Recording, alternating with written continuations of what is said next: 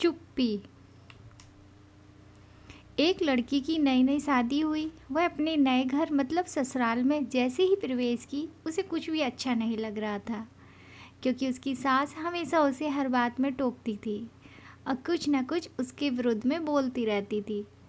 वह नई नवेली दुल्हन अपनी सास के इस रूखे व्यवहार के कारण परेशान हो गई और कई बार तो उसने अपनी सास को खरी खोटी सुना देती थी, जिसके कारण घर में बड़ी ही असमंजस की परिस्थिति हो गई। वह अपने पिता के घर लौट आई और रो रो कर पिता से कहने लगी, पिताजी, अब मैं उस घर में नहीं जाऊंगी, यहीं आपके पास रहूंगी। यदि आप मना करेंगे तो मैं आत्महत्या कर लूँगी। पिता समझदार थे। पिता ने बेटी को 2 दिन के बाद कहा, बेटी, यदि मैं तुझसे एक बार जैसा कहूँ क्या तू करने को तैयार है? यदि तू उसके बाद भी कहेगी कि तू उस घर में मेरे साथ रहना चाहती है तो कोई बात नहीं।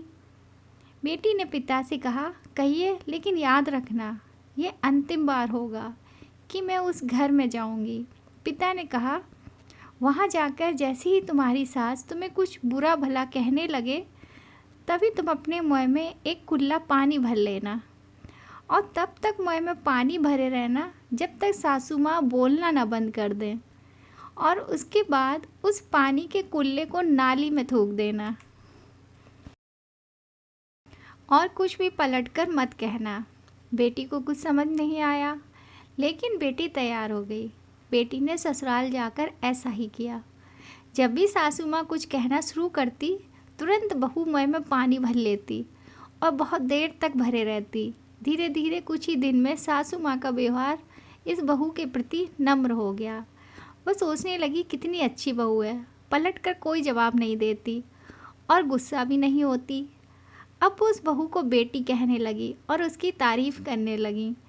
कुछ दिन में सासू माँ का प्रेम भरा व्यवहार देखकर बहू भी अपनी सासू माँ को माँ के जैसा प्रेम करने लगी और दोनों खूब बातें करती, साथ साथ घूमने और मार्केट और ख़रीदारी करने जाती। कुछ दिनों के बाद इस लड़की का पिता अपनी बेटी से मिलने आया। घर के सभी लोगों ने पिता का खूब अतिथि सत्कार किया। फिर जब पिता अपने घर वापस जाने लगे तब अपनी बेटी से कहा, बिटिया चलो, यदि तुम मेरे साथ चलना चाहती हो तो अपना सामान पैक कर लो, हम वापस चलेंगे। तब बेटी ने कहा, नहीं, अब यही मेरा घर है। मैं अपनी सासू माँ से बहुत प्रेम करती हूँ और अब मैं इन्हें किसी भी कीमत में अकेला नहीं छोड़ूंगी।